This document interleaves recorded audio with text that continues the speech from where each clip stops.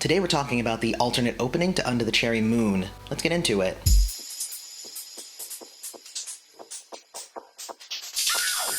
Hey everybody, welcome back to Prince's Friend, exploring music through Prince. And I actually have a doozy of a video for you guys today. I recently got my hands on the alternate opening to Under the Cherry Moon. Now I watched the opening a while back, and I watched it and I was like, okay. But now that I have it again, I kind of wanted to discuss it a little bit. I feel like there are reasons it was cut and also things that it did really well. And obviously, if you like discussions about Prince, fun interviews and reviews, and just having a good time, don't forget to subscribe to Prince's Friend and hit the little bell notification so you always know when the next video is released. And if you like this video, do yourself a favor and hit the like button. You'll thank yourself. So let's take a look at the alternate opening. So the alternate opening starts with Christopher Tracy leaving the home of his latest conquest.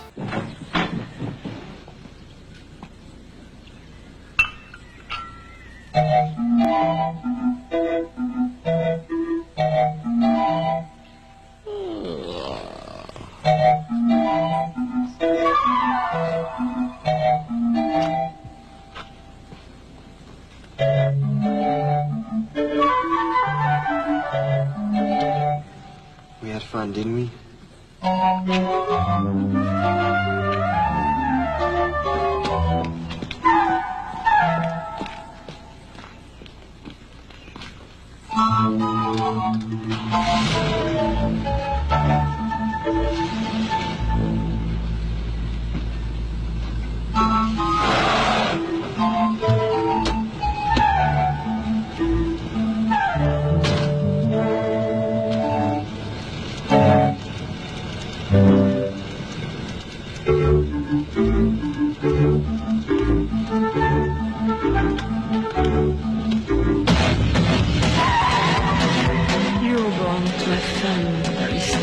Then we get him driving in the France countryside. It's pretty similar to the aerial shots that we got in the actual movie, but some of the shots are a little bit different. Not too big of a deal, but that lasts for about a minute and a half. Then we get another funny scene where Christopher's pretending that an armless statue is his woman.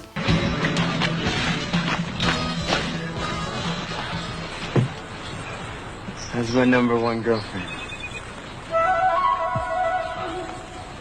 You're looking extremely beautiful today, darling. You know, this ring belonged to my mother once, and it should be yours, but you ain't got no fingers. So maybe I'll find a woman with cash.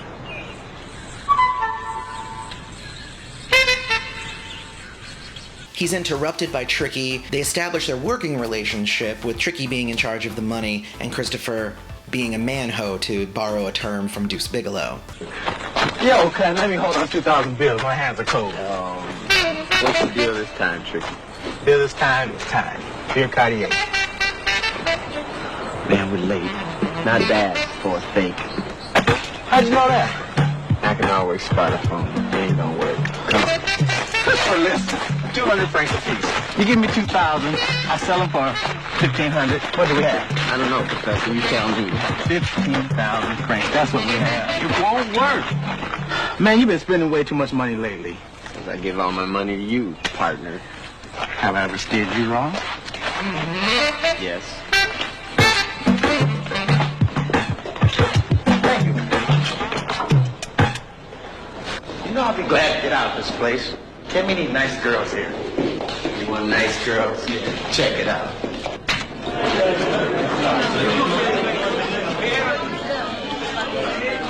Madeline Monet, $10 million. Hug my old couple, all well, hotel, whatever.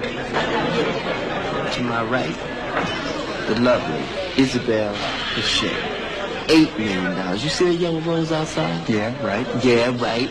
That's hers. That's hers. You know who that is? No. Annette Dupree. Dog got a bigger bank account than me.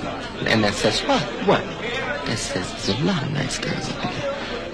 Chris, you don't understand. I want to fall in love.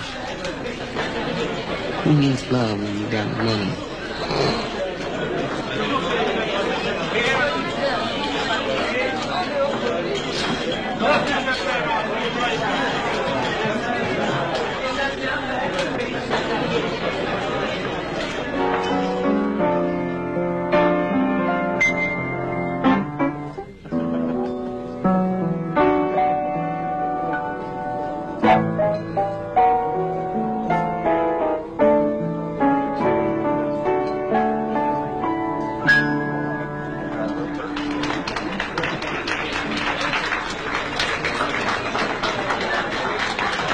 Okay? The more you drink, the better I sound. After that scene, which is the bulk of the alternate opening, it goes into the piano intro that we do know, minus the voiceover that tells us that he's going to die at the end. Spoiler alert if you haven't seen it. Okay, so hopefully you guys enjoyed watching that. If you've already seen it, great. If you hadn't seen it, there you go. But now, assuming that the rest of the movie remained the same as it was, I have some thoughts on this alternate opening and why it might have been cut. The first is that much of the dialogue in this alternate opening is redundant to the rest of the movie. The scene with Christopher taking a bath and Tricky sprinkling rose petals over him while he does this is actually really iconic and does the job of the scene where Christopher was pointing out all of the women at the bar. Instead, Tricky is looking at the paper and doing this. So had the alternate opening stayed in, we would have just gotten this type of scene twice. And honestly, you don't need both. Second, it's kind of interesting because it starts off with a kind of funny scene of him leaving the woman's house, and then goes immediately into a funny scene of him with the statue, and then goes into another funny scene of him and Tricky pointing out all of the women and making jokes. And I honestly feel like removing this alternate opening gives us a better balance of the comedy romance instead of just really giving us the impression that it's a comedy. Leaving this in would have affected how we process the rest of the information, and it would have left the movie unbalanced, in my opinion. I like that it starts off with the piano with Tricky and the little notes, because what that is it's a little humorous, but not comical quite yet. It doesn't get comical until we get to the Bela Lugosi phase, which is where you're like, oh, okay, I see what kind of movie this is gonna be. But before that, it is actually adding a little bit of drama to what otherwise is pretty much a slapstick comedy. The third point on why I believe this was a good idea to cut this is because it introduces Tricky in probably one of the most clumsy ways. The rule of screenwriting, and remember, I do screenwriting on the side, is show don't tell. And this scene where it introduces Tricky does nothing but tell. He refers to Tricky as partner and emphasizes that so that you know as the viewer. Tricky also talks a lot about, hey, you're spending too much money, well, I give it to you, and essentially they talk us through their relationship instead of showing us, which is what we get in the final cut without this scene. Also, the last part where Tricky says, I want to fall in love, is really just screenwriting 101, don't do that. I think cutting out all of this blatant stuff that doesn't sound like it's part of any kind of normal conversation that these friends would have had with each other was a good move. And instead what we got was we were gradually introduced to Tricky's role in Christopher's life, and it made it feel more organic and real. Now, two things that I feel that the alternate opening did correct. The first one is when he's leaving the woman's house at the very beginning, his very first lines are, "We had fun, didn't we?" Which is really awesome. As a screenwriter, having the first line of dialogue this character says match the last line of dialogue the character says as a callback is really great. And I think it would have been a powerful moment had they been able to really work that in somehow still.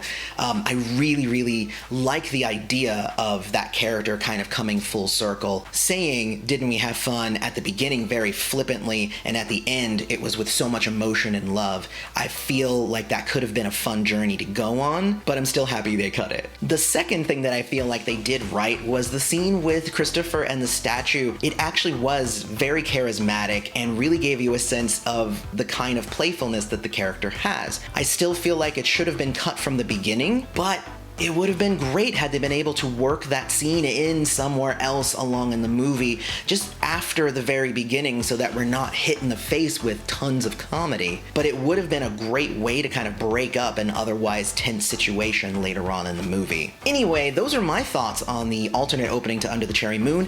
What did you guys think? I would love to hear your thoughts. Put them down in the comments and let's see if we agree. Or do you think that they should have left it in? Otherwise, don't forget to follow me on social media at PrincessFriendYT on Facebook, Instagram, and Twitter. Also, don't forget to check out the Patreon at patreon.com/princessfriend, where you can support the channel for as little as $2 a month. I really appreciate anybody who comes and watches my videos, so thank you very much for your time.